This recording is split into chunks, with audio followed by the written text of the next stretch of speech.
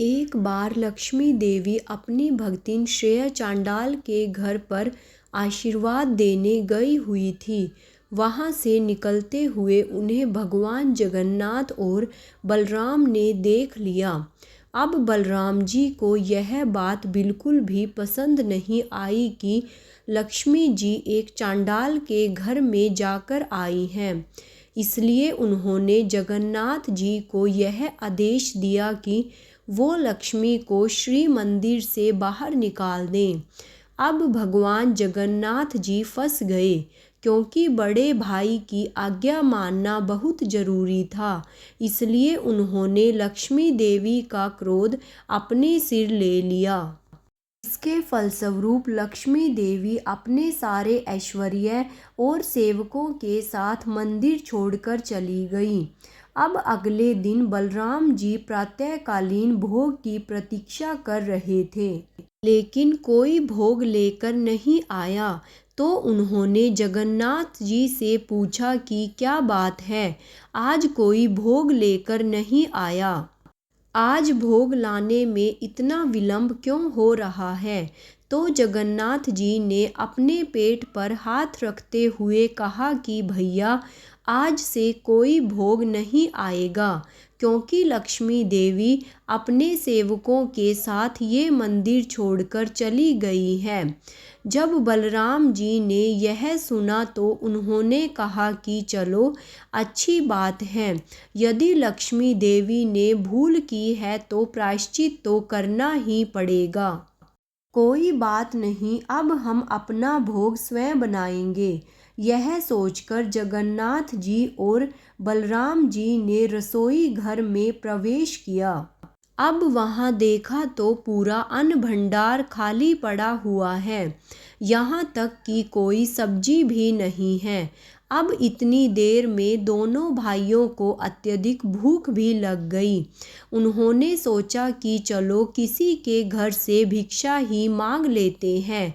यह सोचकर उन दोनों ने एक ब्राह्मण का वेश धारण किया और घर घर जाकर भिक्षा मांगने लगे, जिससे उन्हें कोई पहचान न सके। उन्हें कोई भिक्षा नहीं दे रहा था, क्योंकि लक्ष्मी देवी के जाने के बाद उनका चेहरा बिल्कुल मलिन हो गया था।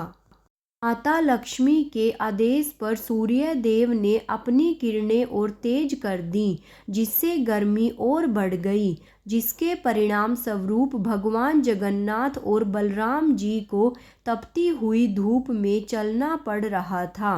भूख और प्यास से वे दोनों परेशान हो गए थे कि अचानक सामने उन्होंने एक तालाब देखा।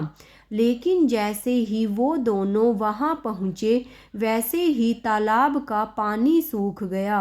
हताश होकर वो एक हरे भरे पेड़ के पास पहुंचते हैं और सोचते हैं कि इस पेड़ के पत्ते खाकर ही अपनी भूख मिटा देते हैं।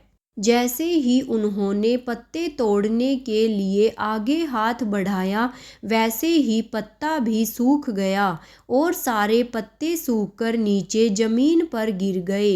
इसी तरह से शाम हो गई।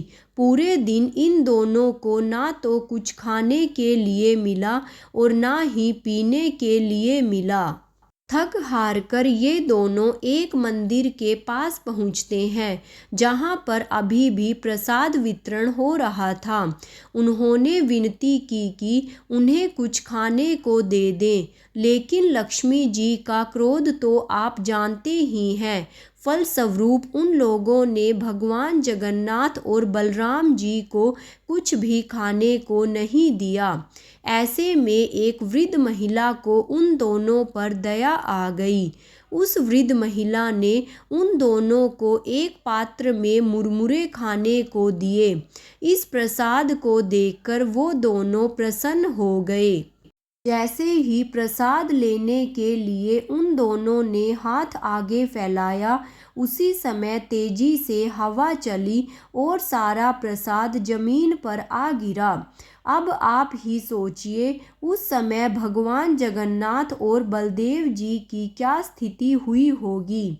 ये वही जगत के जगन्नाथ और बलराम जी हैं जिन्हें दिन में कई बार भोजन दिया जाता है। उनके हाथ कभी भी सूखने नहीं दिए जाते थे, जो कि एक ही समय में 56 भोग खाते थे। ऐसे में आज हमारे जगन्नाथ और बलदेव जी को आज एक सूखा पत्ता भी नहीं मिल रहा था। ऐसे में उन्होंने एक व्यक्ति से पूछा कि भाई, हमें बहुत भूख लगी है, हमें भोजन कहाँ पर मिल सकता है।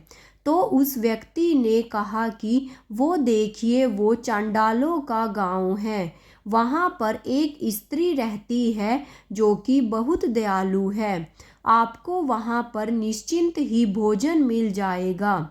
यह सुनकर भगवान जगन्नाथ और बलदेव जी उस स्त्री के घर गए। उस स्त्री ने उन दोनों का आदर सत्कार किया और कहा कि अभी वह उन दोनों के लिए भोजन बनाकर लाती है। लेकिन बलदेव जी को यह बात पसंद नहीं आई कि वो एक चांडाल स्त्री के हाथ का बना हुआ भोजन नहीं करेंगे। तो उन्होंने उस चांडाल स्त्री से कहा कि आप हमें राशन सामग्री दे दीजिए, अब अपना भोजन स्वयं बनाएंगे। यह सुनकर उस स्त्री ने कहा कि ठीक है, जैसी आपकी इच्छा। यह कहकर उसने घर में ही एक नए स्थान पर चूल्हा बनाकर दिया, स्वच्छ और नए बर्तन लाकर रखे तथा बलराम जी की इच्छा अनुसार सारी व्यवस्था कर दी गई। अब बलराम जी ने जगन्नाथ जी से कहा कि तुम भोजन बनाओ और मैं स्नान करके आता हूँ। यह कहकर प्रसन्नता पूर्वक बलराम जी स्नान करने के लिए चले गए और पीछे हमारे प्यारे जगन्नाथ जी को छोड़ गए।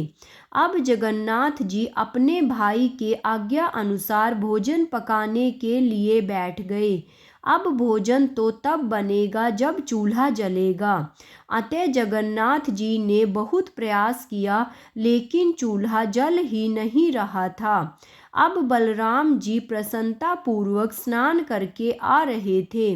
उन्होंने ये सोचा कि भोजन तो पक ही गया होगा, लेकिन जब बलराम जी जगन्नाथ जी के पास पहुँचे तो उन्होंने देखा कि जगन्नाथ जी ने अभी कुछ भी नहीं बनाया था।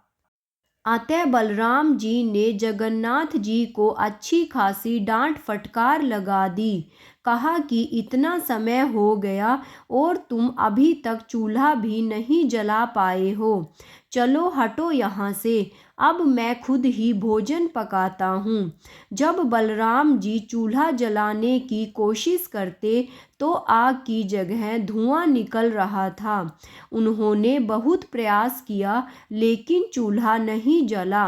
परिणाम स्वरूप पूरा घर धुएं से भर गया और दोनों लोग खांसने लगे, जिसके कारण उन दोनों की आंखों से पानी बहने लगा। थक हार कर जगन्नाथ और बलदेव जी ने उस घर की स्त्री से कहा कि वही उन दोनों को खाने के लिए कुछ दे दे। वह स्त्री उन दोनों के लिए भोजन लेकर आई। जैसे ही उन दोनों ने भोजन करना शुरू किया, उन दोनों को भोजन बहुत ही स्वादिष्ट लगा। उसका स्वाद भी उन्हें कुछ जाना पहचाना सा लग रहा था। वो भोजन बिल्कुल वैसा ही था जैसा कि लक्ष्मी जी उन्हें भोजन पकाकर देती थी। भोजन के अंत में उन्हें विशेष तरह का मिष्ठान परोसा गया। जब उसे बलराम और जगन्नाथ जी ने खाया तो उन्हें बड़ा आश्चर्य हुआ, क्योंकि वह वही मिष्ठान था जो कि लक्ष्मी जी उनके लिए प्रतिदिन बनाती थी। इसके बारे में किसी और को जानकारी नहीं थी। फिर उस स्त्री ने कैसी मिठाई बना दी। ये देखकर उन दोनों भाइयों को यह विश्वास हो गया कि अवश्य ही इस घर में लक्ष्मी जी रहती हैं और यह भोजन भी उन्हीं के द्वारा बनाया गया था। अन्यथा इस घर की स्त्री को कैसे पता चलता कि भगवान जगन्नाथ और बलराम जी भोजन के बाद एक विशेष मिष्ठान लेते हैं। उन दोनों भाइयों को अपनी भूल का एहसास हुआ, खासकर बलराम जी को। अतः बलराम जी ने जगन्नाथ जी से कहा कि वो लक्ष्मी जी के पास जाकर क्षमा मांगे और उन्होंने यह भी संदेह जगन्नाथ जी के द्वारा भिजवाया कि आज के बाद लक्ष्मी जी अपनी इच्छा से कहीं भी आ जा सकती हैं। उन्हें कभी भी अपने भक्तों से मिलने के लिए रोका नहीं जाएगा। अपने बड़े भाई की आज्ञा पाकर भगवान जगन्नाथ जी अपनी पत्नी लक्ष्मी जी के पास आ गए।